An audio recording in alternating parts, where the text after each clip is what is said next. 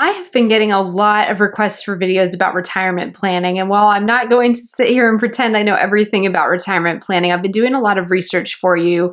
And so here is something that's going to be very helpful if you're just kind of getting started with retirement planning and aren't sure kind of where to start. This is your 10 things you need to know to get started. The first thing is please start sooner than you think. I wish I'd started saving for retirement back in my 20s. Is that easy to do? No, because when you're in your 20s, you feel invincible. You feel like death is never going to catch up with you. Old age is for other people, and retirement is for your grandparents. So it's very easy to be in that place where, your 60s, 70s, and 80s feel like another planet, and be able to remotely visualize yourself in that place where you might need retirement money. But the sooner you can start, the better. I want to say the average age for most Americans who start saving for retirement is kind of mid to late 30s. And that's often the case just because that's also the time when your income has caught up to the point where you have some money to save for retirement as well. Sometimes in your 20s, you're just getting established in your work and in your profession and in your career. So that's kind of the bottom line, is like any time is a good time to start, but sooner rather than later.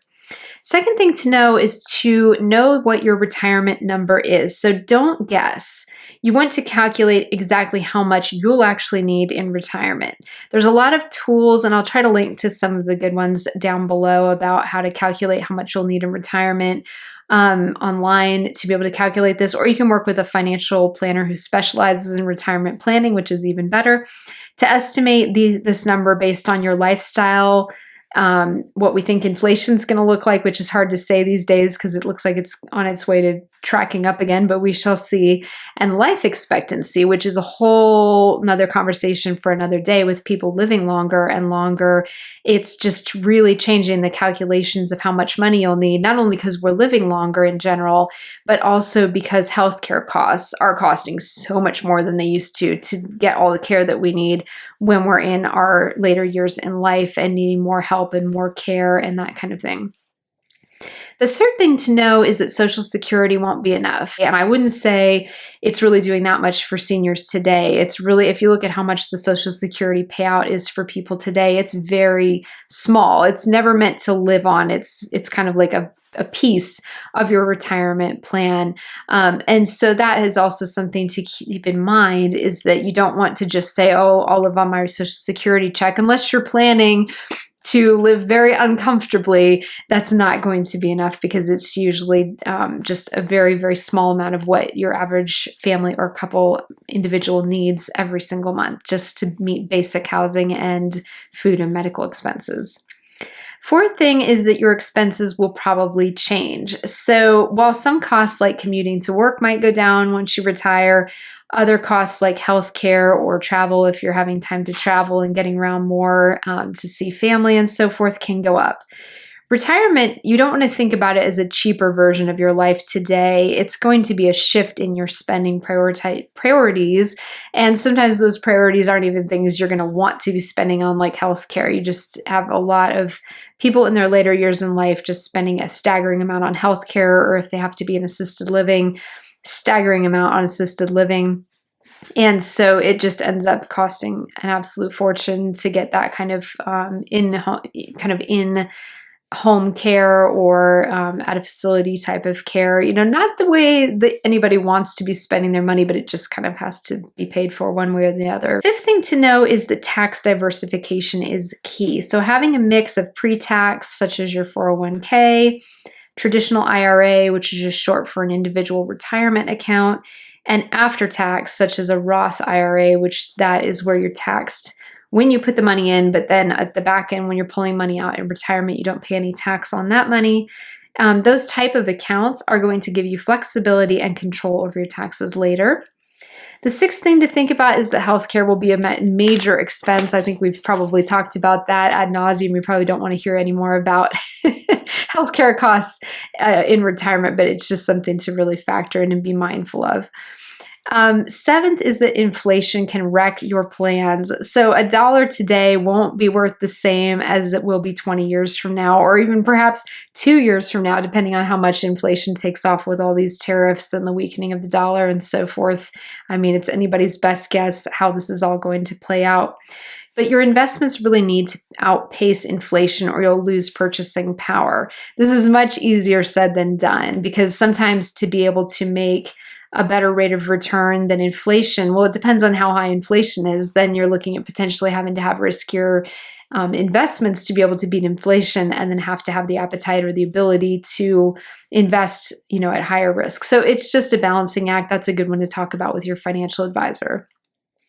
Eighth thing to know is don't stop investing when you retire. Retirement isn't the finish line, so retirement from your current job, right? It's the start of the withdrawal phase. You're still going to need growth to outpace inflation just with lower risk exposure. And there's financial planners who specifically focus on retirement for, investment retirements and so forth. They're the ones to consult about that specifically. Ninth thing is to consider longevity risk. So, for most of us, right, we look at like the benefit and the blessing of being able to live a long, hopefully healthy life is an amazing thing. You also think about too, if you do live till 95 or 100, which is definitely possible. My grandmother passed away at 99, so I've got nice long-lived genes. I'm going to be on here on YouTube with you for many decades to come, hopefully. But it's just one of those things where you don't want to outlive your money and be like having this long lifespan. Hopefully your health is good, but you're running out of money and it might be hard to get work or you might have trouble working later on in life. So it's a whole new thing with these innovations in healthcare that are amazing because they're keeping us alive longer.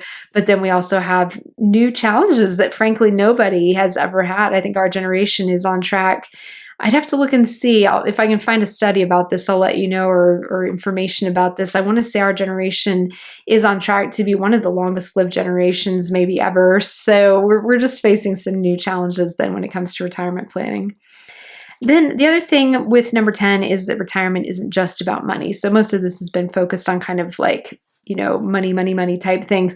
But you also want to think about how you'll spend your time, find your purpose, and stay mentally and emotionally healthy.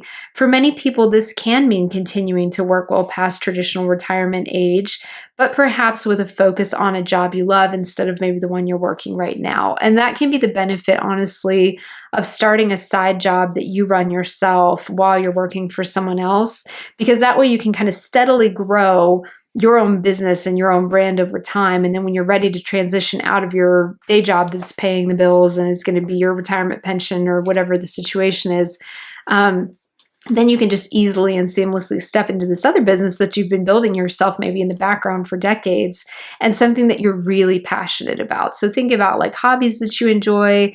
Think about areas you'd like to know more about. Think about things you used to do but don't do anymore because you haven't had time. And maybe start to think about how you can turn that into a part-time business for when you're retired from your day job. And that could be really fun as well as rewarding for you. A bonus tip here too is to consider something called an annuity. It's to protect against outliving your money. You just want to make sure you understand the terms and only work with reputable annuity providers. An annuity, if you're not familiar with it, is a financial product you buy, usually from an insurance company, that turns your money into a stream of income, so like monthly checks to you, either right away or later in retirement. It's like a personal pension plan, so that way it's all set up, they manage how it all gets invested, and then they just pay you monthly, quarterly, however it works out.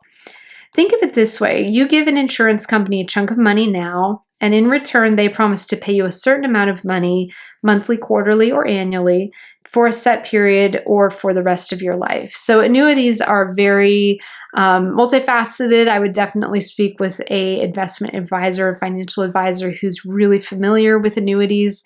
Perhaps in that case, it might be good also to speak with the people who sell them as well, as long as it's a reputable company, and just get the full picture for what annuities are and how they work.